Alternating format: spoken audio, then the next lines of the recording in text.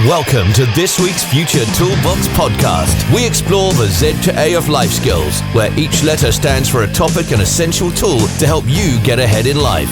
Meet Jules and Mark, creators of the multi-award-winning Future Toolbox, and enjoy their straightforward approach to creating growth mindsets that help people turn their dreams into realities. Whether you're a teen in education, a parent, a teacher, or part of a community group, start creating positive habits from today. Hello and welcome to this week's Z to A podcast from Jules and Mark here at the multi-award winning Future Toolbox. Hello. Now this week's letter is K is for kiss and make up, and it's quite apt, isn't it, this week? Yes, it's Valentine's Day this week, so we've all got to get up early and open all those cards that drop through the door onto our doormat from our admirers, haven't we? We have. Maybe not. Maybe not, but yeah, happy Valentine's to all of you listeners out there. Did you know, I found this out this week, there's actually 7 days to the Valentine week. It isn't just a day. Did you know that? No, I didn't know that at all. I just thought it was the 14th of February. So did I. I just thought on that day, that's it. You send a card to let somebody know that you have feelings for them. But apparently there's 7 days to it. And it starts on the 7th of February, and that's called Rose Day, and it marks the start of Valentine's Day. So apparently on this day, this is when you send the roses. 7th of February, that day's already passed, hasn't it? It's gone. Where's the roses? I didn't get any roses. What's the second day? So the next day, which obviously is the 8th of February, is called Propose Day. And it's a day for all sorts of proposals. So you can apparently confess your love to your crushed one. If you are planning to propose, then you can make it a special event with a perfect date with flowers and all the rest of it. So yeah, 8th is Propose Date. Oh, that's quite a big commitment for that day, isn't it? That's it. Because I always thought you did all of this on the actual 14th.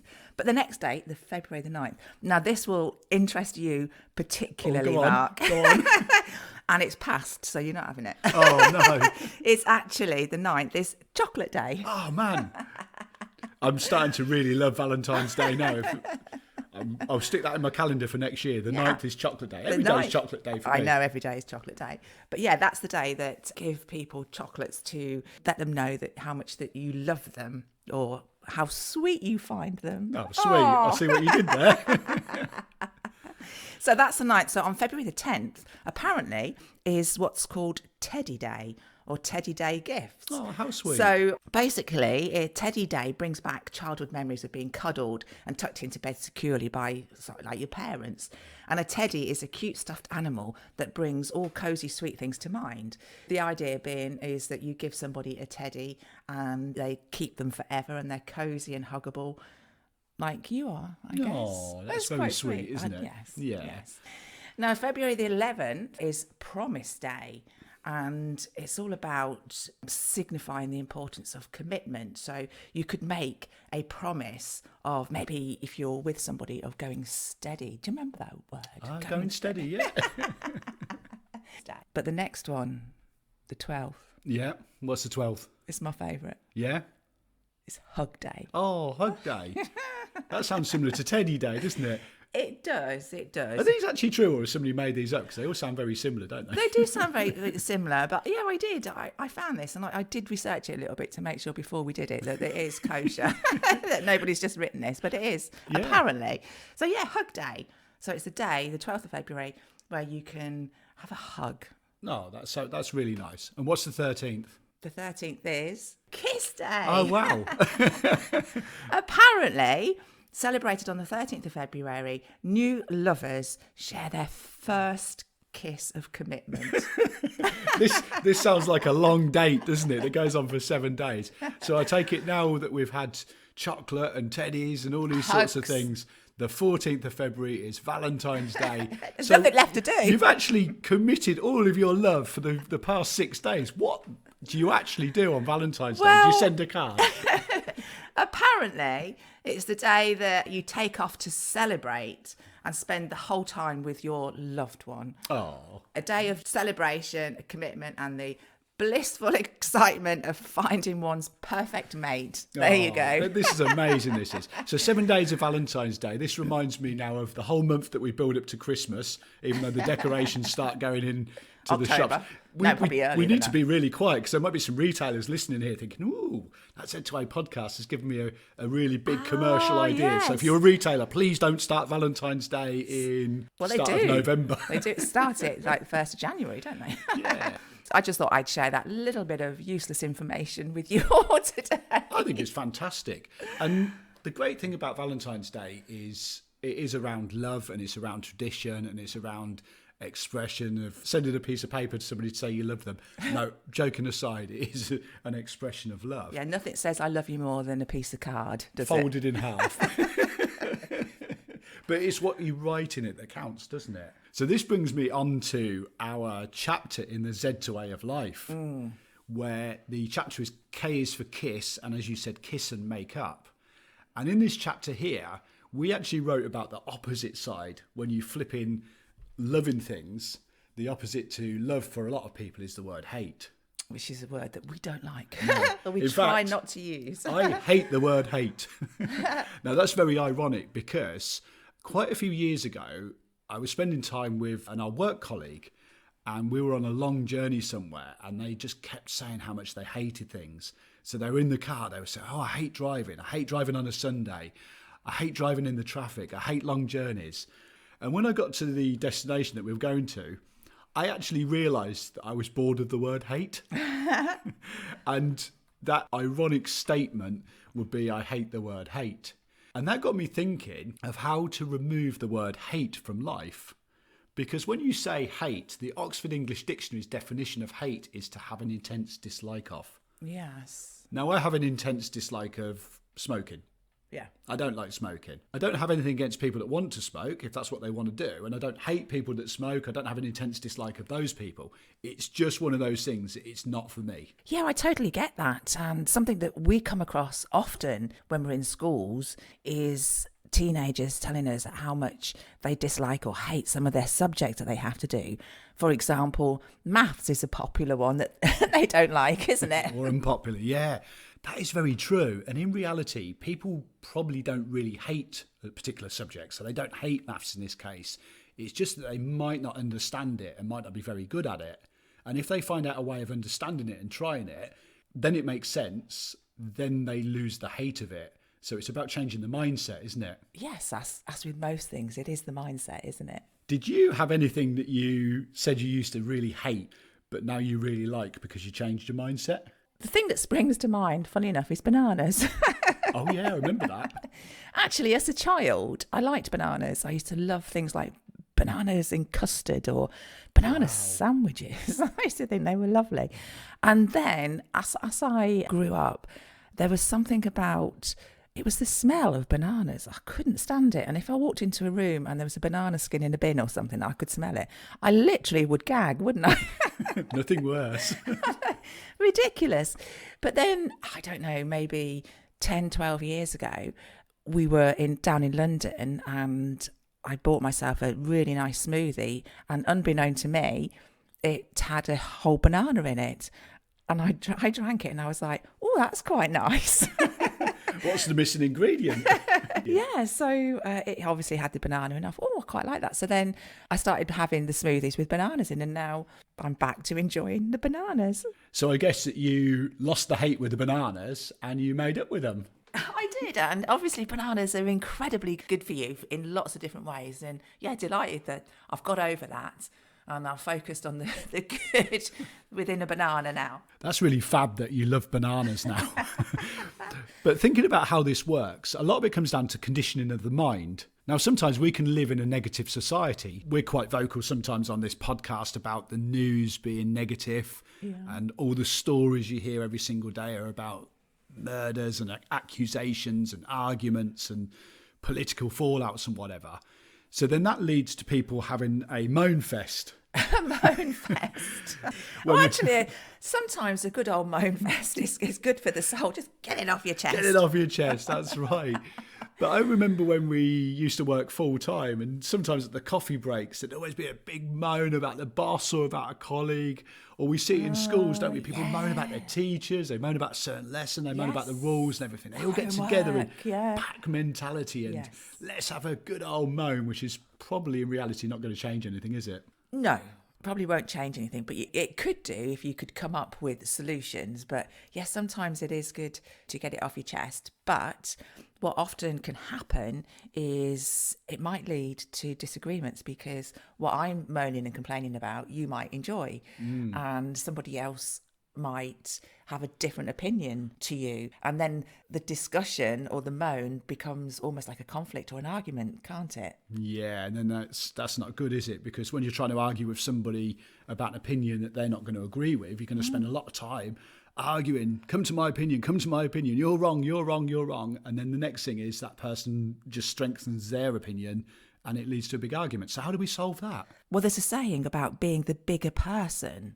within something like an argument or a disagreement. I think that is something really worth looking at, how you become that bigger person.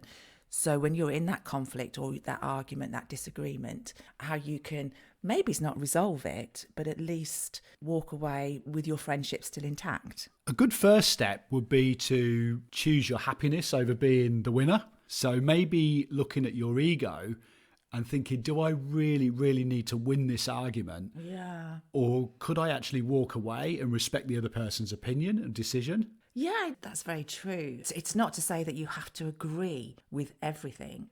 It's still important to learn how to communicate and, I guess, express your own point of view. But if there's no common ground and you can't agree, it's better to be kind and keep that relationship, rather than the need to, I'm going to win this argument, whether we fall out and never speak to each other ever again.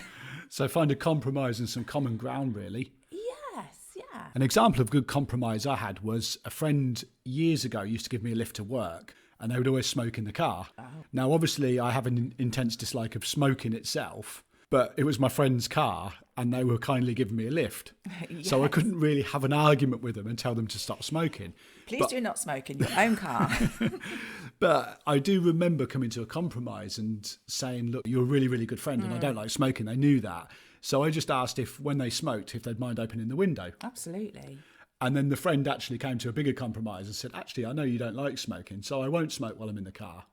But if I'd have been really confrontational and started going into all the health risks of smoking and why I don't like it and why I'll use the word hate smoking, then that could have been a real confrontation. He would have said, well, just walk to work then. Yeah. So we came to a really, really good compromise. And in the end, I actually got the best deal out of it because I got a lift to work and a smoke-free car. Whoop, whoop. Win-win. Yay, win-win. And that's what you're always aiming at, isn't it? Win-win. I think, well, it's not win-win, is it? Because that's what we're saying, being the bigger person, that you haven't got to win every single argument, every single conflict.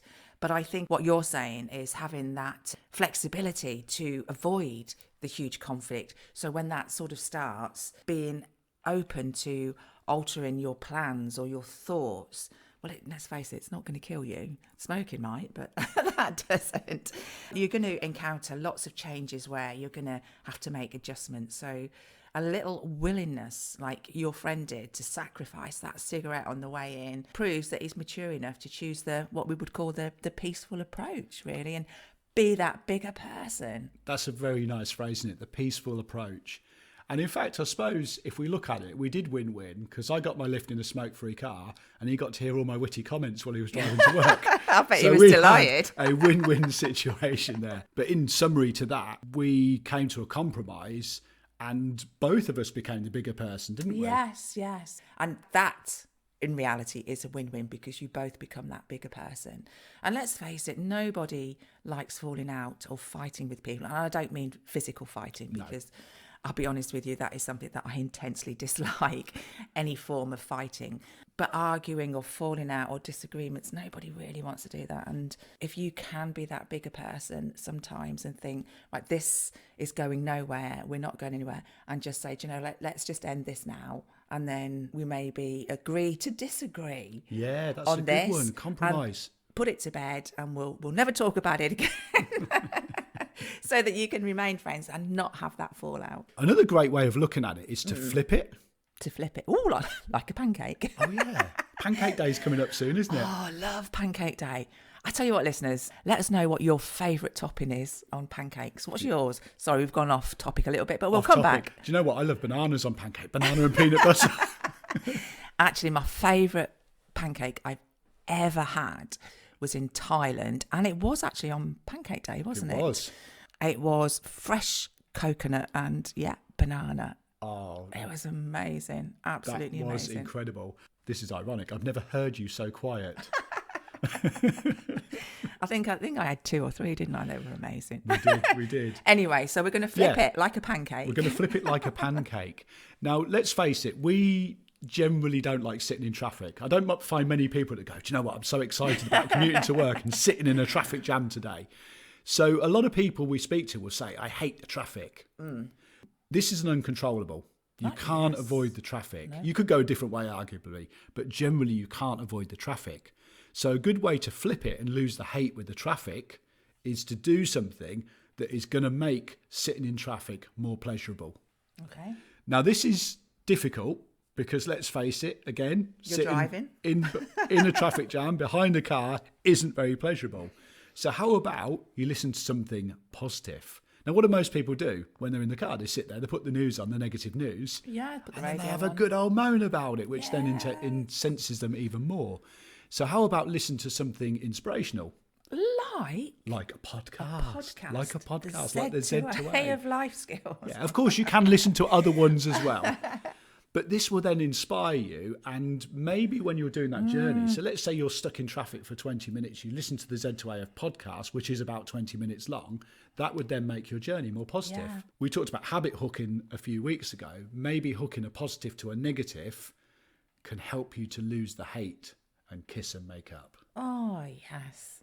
And let's face it, kissing and making up and hugging and doing all those lovely things that we spoke about at the beginning, like this week of Valentine's, isn't that much nicer than falling out or arguing? Because I think those feelings when you've had a disagreement with somebody, and particularly somebody maybe that you're quite close with, either your partner, your brother, your sister, your best friend, when you've had that disagreement, those negative, hurtful feelings, they stay with you, I think, so much longer, and they keep you awake because it's upset you. So isn't it better to kiss and make up, have that hug, eat the chocolate? Eat the chocolate or the banana. I'm going to put one final thing in there. There's something else that we need to love massively, and that is ourselves. Oh, yes. So let's talk a little bit briefly about self-love. It's probably fair to say that everybody will have something that they dislike about themselves. Oh, yes, yes. So, for example, the first time I heard my voice live, you heard your voice live. Oh my God, do I sound like that? Yeah. People don't like their nose, their ears, their eyes, the legs, physical shape, the colour of the hair. I'm too short, I'm too tall, whatever. Now, sometimes, again, it goes back to this thing of acceptance. So height-wise, if you're 6 foot or 5 foot or whatever, that's a thing you can't change. You can't change the colour of your eyes. You could probably wear contact lenses or something. But the fact is, it's about acceptance, isn't it? Yeah. And isn't it amazing that we see ourselves differently from how the world sees us? Yes. So everybody hears my voice and it sounds like this. Yeah. I just hear it different from everybody else. We were at a conference the other week and you spoke, and afterwards we were speaking to somebody and they said how amazing you were and that they could listen to you all day. And I thought, what a lovely compliment. I get to listen to him all day. You get my witty comments. That's why I go for long walks. I know, it's just so you can recharge your battery for more witty comments. Absolutely. But on a serious note, that was really lovely that person said that. I have a real acceptance of hearing my own voice now. And in fact, I will listen back to our podcast, I will listen back to our YouTube videos and watch ourselves, not for self-vanity, but I want to know how we can improve. Yeah. And then if you look at it from a different point of view and think, oh, actually, do you know what? That person really likes my voice, so I've got to really like my voice. Yeah. And then I become comfortable with it, and there's a bit of self-love there, really. Yeah, think about the things that you like about yourself rather than sitting there thinking about the things that you dislike. Kiss and make up with, I don't know, if you think you've got knobbly knees, kiss your knees. If you can. I'm not really keen on my feet, but I'm not kissing them. No, nobody go near them. No, but it is true, yeah. Ask a friend, ask your best friend what the best things about you are, and then fall in love with them. That's a really, really good way forward, isn't it? Yes, absolutely. So yeah, guys, K is for kiss, and again, happy Valentine's. Yes, happy Valentine's, everybody. So if you want to find more about the Future Toolbox, go to our website, which is futuretoolbox.co.uk. And of course, you can find us on social media. You can go to Instagram, Facebook, or TikTok. And don't forget to subscribe to our YouTube channel as well. YouTube. But have a wonderful week, and we look forward to catching up with you for the next episode of the Z2A. Bye for now. Thank you for joining us for the Z2A of Life Skills with Jules and Mark of the Future Toolbox. Don't forget to head over to their website, which is futuretoolbox.co.uk, where you can find lots of free resources, plus a host of books in the store, as well as subscribing to the membership site. Follow Future Toolbox Instagram, TikTok, and Facebook at Future Toolbox, and subscribe to their YouTube channel too.